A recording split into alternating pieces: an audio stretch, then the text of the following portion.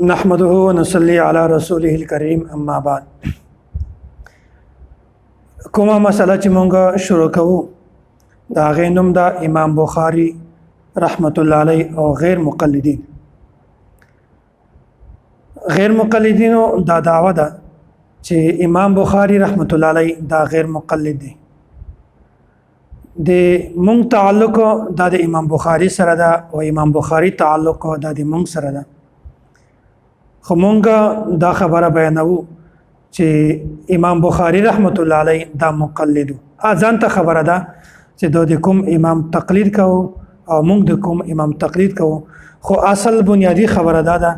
چې آیا امام بخاري رحمت الله علیه دا مقلد دی او کنه. نو غیر مقلدین دا وایي چې امام بخاري رحمت الله علیه غیر مقلد دی او مونږ دا وایو چې امام بخاري رحمت الله علیه مقلد. په ټولو نه اول دا خبره پس ذهن کې کېنوئ او د خبرې زده کول ضروری دي. بنیادی او اهمه خبره ده چې مونږ اول خپل موقف زده کو او خپل نظریه زده کو او خپل دلایل او خپل عقاید زده کو او بیا د مخالف فریق مخالف چې کومه عقیده ده د هغې دلایل چې کومه دي د هغې موقف د هغو نظریه بیا هغه مونږ زده کو او دوی چې کوم شبهات کوي کوم دلایل پیش کوي بیا هغه شبهات زده کو او د هغې جوابات زده کو. بیا به موږ دپاره د خبرې کول دا ډېر زیات اسان وي او مخته بل چاته دا خبره ښودل دا به هم ډېره اسان وي. او که چېرته مونږ خپل موقف خپل نظریه خپل عقیده خپل دلایل دا نو پیژنو او د دوی مخالف چې کومه عقیده ده نظریه ده موقف ده دلایل دي دا هم نو پیژنو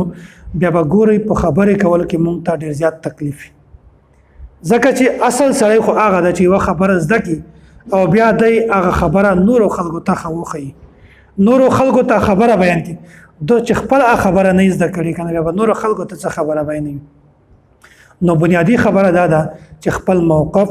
خپل دلایل او خپل نظریه دا زده کول ضروری دي. او داسې د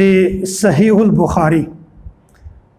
چې کوم مونږ تاسې عام بخاري په نامو سره کتاب یادې کوو د دغه کتابو مکمل نوم څه ده؟ الجامع المسند الصحيح المختصر من امور رسول الله صلی الله علیه وسلم وسننه وایامه. ډېرو خلکو ته دا مکمل د نامه معلومات نشته،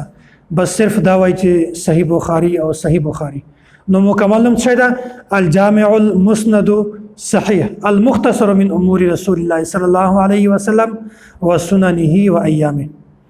او عام طور باندې د کتاب ته صحیح البخاري وایي او دا معتمد او معتبر ترین کتاب ده. دا په هر مدرسه کې عموما د کتاب درس کیږي. او بیا صاحب بخاري د صحیح البخاري چې کوم مصنف ته دغه نوم چې د امیر المؤمنین فی الحدیث حضرت محمد بن اسماعیل البخاري. مکمل نوم چې محمد اسماعیل البخاري نور الله مرقده. دا د صحیح بخاري د مصنف مکمل نوم ده او عام طور باندې دا یادېږي چې امام بخاري نه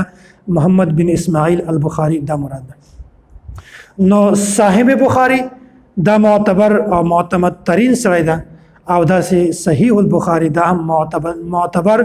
او معتمد ترین کتاب ده. او داسې دا کتاب دا عموما په هر مدرسه کې ده او غیر مقلدین چې هغه د مونږ په ملک پاکستان کې د احنافو په خلاف باندې دی په میدان کې راغلي دي، په عملی میدان ته دلته راغلي دي دی بیا داسې کوي چې هغه خلکو ته دا خبره بیانوي چې دا خو د کتاب سره تعلق خو د مونږ ده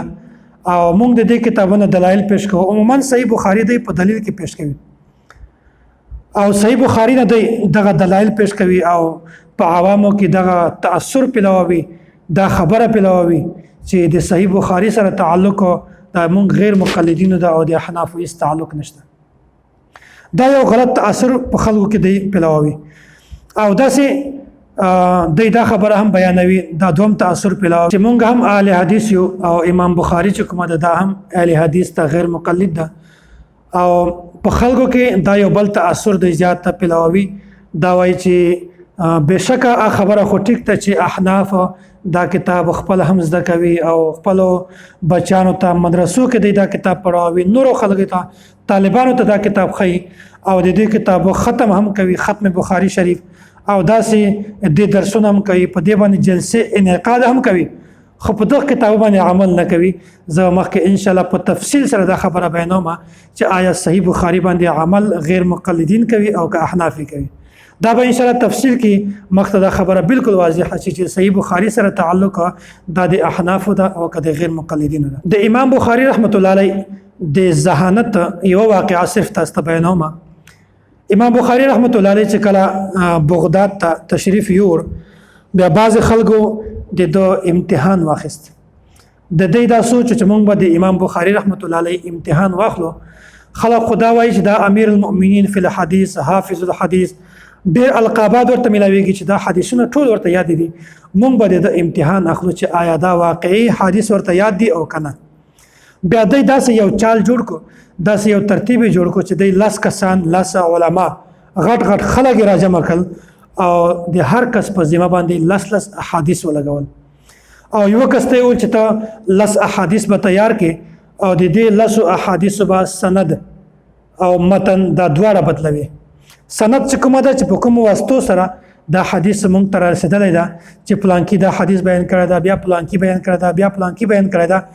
په دغه سند کې به تبدیلی راولي او دوم نمبر کوم حدیث چې نفس متن ده په دغه نفس متن کې به هم تبدیلی راولي او بیا به مونږ د امام بخاری نه دا سوال کوو په مجلس کې چې په هغه په زرګونو علما موجود وي دا بیا مونږ ته جواب راکوي چې آیا دا حدیث صحیح ده او کنه بهرحال د 10 کسان داسې تیار کړل او د هر کس په ذمہ باندې د 10 احادیث ولګول دا ټوټل 100 احادیث جوړي ترتیب د داسې جوړ ک چې یو کس پاسې د مجلس لګیدل او په دې کې عوام الناس هم او عام علما هم ډېر غټ غټ علما کرام راغلي وو د خبره باندې امام بخاری راځي او بیان کوي مجلس پوي علمی مجلس پوي یو کس پاسې او خبره شروع کړل د حدیث سند شروع دا فلانکی حدیث فلانکی راوړی دا بیا د دغه نه راوړی دا بیا د دغه نه بیا د دغه صحابي نه بیا هغه نه بعد متن بیان ک سند هم غلط ک او متن هم غلط ک دغه په جواب کې امام بخاری رحمت الله علیه ورته چې لا اعرفه زه خدا نه سند پیژنم او دا متن دا نه پیژنم عوام خلک پریشان شو چې څنګه دا خو حافظ الحدیثو بیا دا څنګه وایي چې زه خو په دې خبره باندې نه پوهیږم زه خو دا حدیث نه پیژنم خلک حیران شول دې په ذهن باندې خبره ولګېده چې دا خو واقعاً په دې خبره نه پوهیږي خو چې کوم علما کرامو سنجیده خلک وو په دې خبره باندې پوه شو چې امام بخاري د دې خبرې څه مقصد ده امام بخاری رحمت الله علیه د هر کس په جواب کې 10 احادیث یو کس تیار کړیو امام بخاری 10 واره ورته لا اعرفه بیا د بل کس نمبر راغی بیا د بل کس بیا بل 10 کسانو 100 احادیث داسې بیان کړل چې دا هغه متن هم غلط کو او د هغه سند هم غلط کو امام بخاری د هر کس په جواب کې دا ورته چې لا اعرفه چې کله د امام بخاری رحمت الله علیه نمبر راغی بیا د متوجه شو خلکو ته او ورته ویل چې کوم کس په تاسو کې چې اول حدیث بیان کړی دا تا دغه چې کوم غلط سند او غلط متن بیان کړی دا هغه ده هغه ټول غلط سند به بیان ک او غلط متن دا به امام بخاری بیان ک او بیا به ورته تا چې کوم حدیث بیان کړی دا د صحیح سند دا او صحیح متن دا سه تا چې کوم دوم حدیث بیان کړی دا د غلط سند دا بیان به ورته مکمل اول اخره پورې او غلط متن ته دا بیان کړی دا به ورته بیان کو او دغه حدیث صحیح سند او صحیح متن دغه امام بخاری رحمت الله علیه په یو مجلس کې د 100 احادیث په یو مجلس کې 100 هغه احادیث چې خلکو په د باندې به تور اعتراض د امتحان لپاره غلط بیان کړي وو د هغه احادیث سند او متن غلط بیان کو او بیا ورته دا تاسو غلط بیان کړی دا او چې کوم د دې حدیث صحیح سند دا او صحیح متن دا هغه دا نو ګورې تاسو اندازه لګولای شئ چې امام بخاری رحمت الله علیه تعالی څومره غټه قوت حافظه ورکړي څومره ذهین کسو په یو مجلس کې 100 احادیث دغه متن او دغه سند دا په یو مجلس کې یادول او بیا د هغو تصحیح کول چې تاسې دا غلط بیان کړی دا او بیا د صحیح سند او صحیح متن دا صرف یو واقع ما تاسې مخکې بیان کړ چې امام بخاري رحمت الله علیه نه الله تعالی بیا داسې کار اخیستی ده په دنیا کې چې ټوله دنیا د کار ته سلام کوي او داسې د امام ابو حنیفه رحمت الله علیه د قبولیت یو واقعه تاسو ته بیانوم چې الله تعالی د دونه څومره کار اخیستی ده ټوله دنیا د امام ابو حنیفه رحمت الله علیه کار ته حیرانه ده. سید الفقهاء نعمان بن ثابت رحمت الله علیه د یو ورځ خوب ولیده او په خوب کې د رسول الله صلی الله علیه وسلم د اعضاء د اډوکې مبارکې ولیدل چې د نبی علیه الصلاة والسلام قبر چې کومه ده خلاص شوی ده او د نبی علیه الصلاة والسلام اډوکې دا یو ایښی ده او دا چې کله د خوب نه راپاڅېده بیا د سخت پریشانه شو او د دې پریشانۍ د وجې نه د خوب د وجې نه دی بیمار شو. بیماری کې و خلک د ده عیادت ته راتلل بیمار پرسې یې کوله تپوس یې کوه خلک به راتلل ډېر زیات خلک به راتلل دته بیا دغه بیماری د وجې نه د یو ورځ خپل یوه شاګرد ته وویل چې ته لاړ شه منډه امام ابن سیرین رحمت الله علیه ته ورشه او د هغه نه د خوبو د تعبیر تپوس وکړه. ګوره په دې کې یوه بله خبره ضمناً راځي چې موږ د علمای دیوبند دا خاصیت ته چې هغه په هره مسله کې صاحب فن ته رجوع کوي. امام ابن سیرین په امام ابو حنیفه نه ډېر کم ده په منصب کې ډېر کم ده خو هغه فن د امام ابن سیرین ده امام ابو حنیفه رحمت الله علیه اگر چې ډېر غټ ته خو په دې فن کې د صاحب فن ته رجوع کړی ده. نو امام ابو حنیفه رحمت الله علیه خپل شاګرد ورولېږو او ورته وویل چې د خوب تعبیر تپوس ته نه وکړه او خو د ما نوم مه ورته اخله چې دا خوب چا لیدلی ده. بهرحال ابن سیرین رحمت الله علیه ته چې کله د امام صاحب شاګرد ورغی او هغه تپوس ته نه وکړه چې دا خوب چا لیدلی ده ده ورته چې کوم کس دا خوب لیدلی ده هغه د نامو د اخیستلو نه زه هغه منې کړی یم. بهرحال هغه ډېر تنګ خو خوب یې نه نوم یې نه ورښوده. بیا ابن سیرین رحمت الله علیه ورته وویل چې دا خوب د امام اعظم ابو حنیفه رحمت الله علیه نه بغیر بل هیڅوک نشي لیدلی دا خوب هغه لیدلی ده. بیا بل کس اقرار ته وکړو چې بالکل دا داسې ده. نو خوب تعبیر دا ورکو چې د نبی علیه الصلاة والسلام د اعضاء مبارک چې کوم دي دا په سنت سره تعبیر کړو چې نبی علیه الصلاة والسلام یو وخت به داسې راځي چې نبی علیه الصلاة والسلام سنت چې کوم دي دا به ټول داسې یو ایښی وي او د دغو د جمع کولو او د دغو د تشریح او دا په دنیا کې په عالم کې د پیاولو کار چې کومه ده دا به الله تعالی د تا نه اخلي. نو داسې چې کله امام صاحب خوب لیدلی و هغه هډوکي دغه د سینې سره ولګول هغه د وجې نه ډېر زیات پریشان شوی او خوب تعبیر دا و چې الله تعالی به د تا نه دومره کار اخلي چې دنیا به د تا کار ته حیرانوي.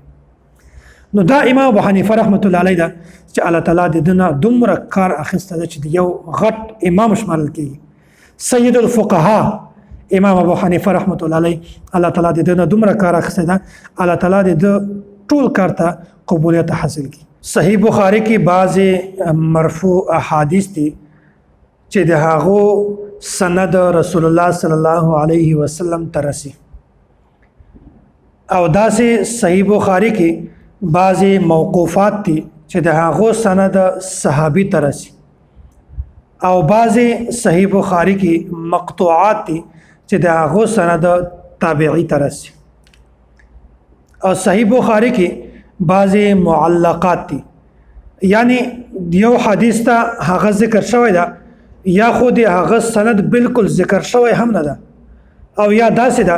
چې د هغه په سند کې یو یا دوه راویان ذکر شوی دي او مکمل سند بیا هم نه ده ذکر شوی او داسې صحیح بخاری کې مکررات هم دي یو حدیث ذکر شوی ده او هغه حدیث بار بار ذکر شوی تکرار ده پکې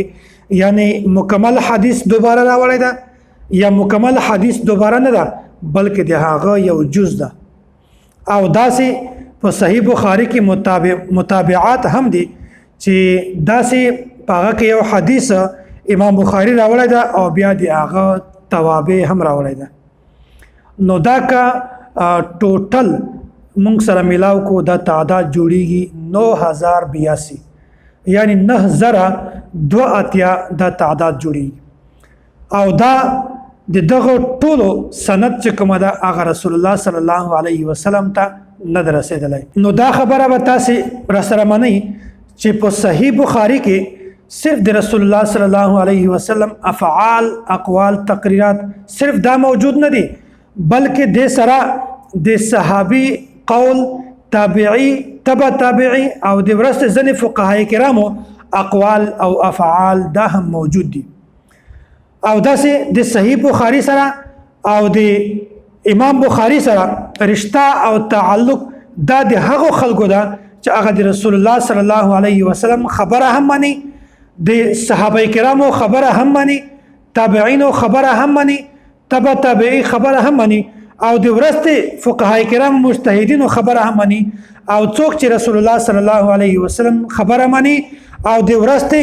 صحابي تابعی تبع تابعی او د فقها او د مجتهدینو خبره نه مني نو تاسو نه زدا سوال کوم تاسو ماته دا وایي چې د داسې خلکو د امام بخاری او د صحیح بخاری سره رشتہ او تعلق شته او کنه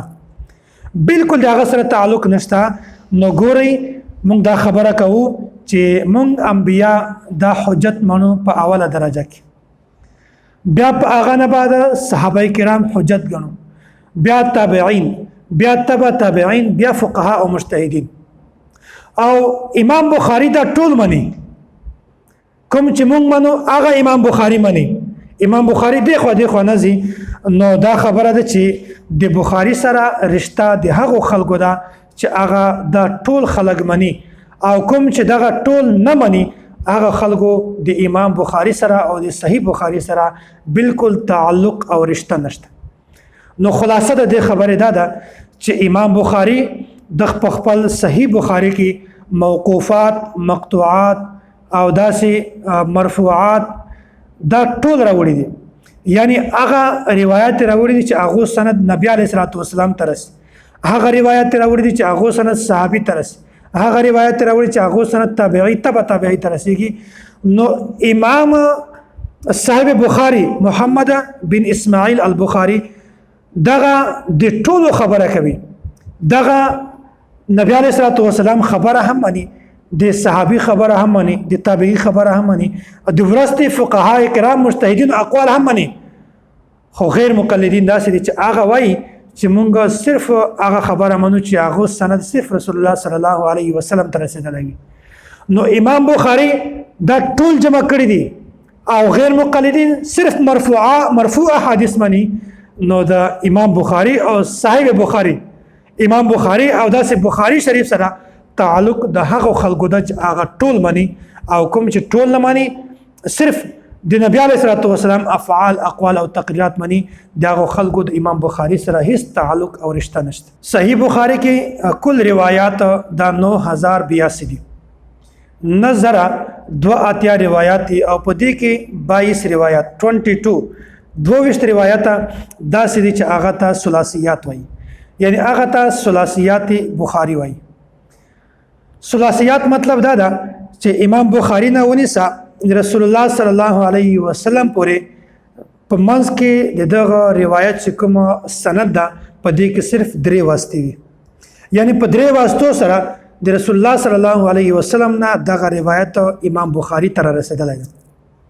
دا ته وایي ثلاثیات او دا ډېر اعلی سند ده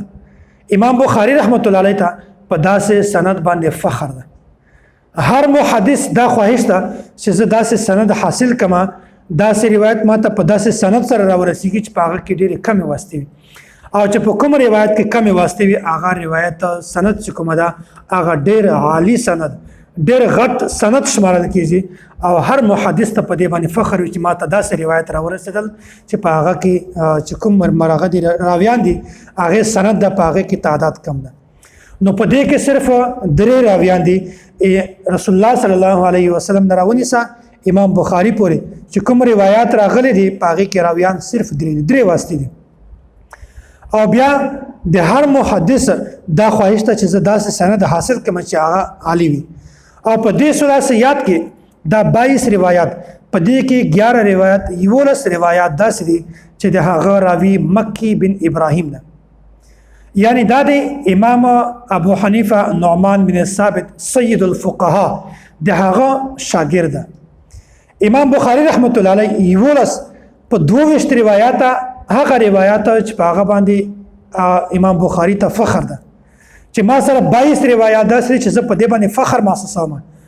ډېر عالی سند والی په دې 22 کې 11 روایت داسې دي چې هغه راوی مکی بن ابراهیم دا د امام صاحب شاګرد دی. او دوم نمبر باندې شپږ روایت امام بخاری رحمت الله علیه خپل کتابو کې داسې ذکر کړی دي چې د هغه راوی د امام ابو عاصم دا د امام صاحب شاګرد دی.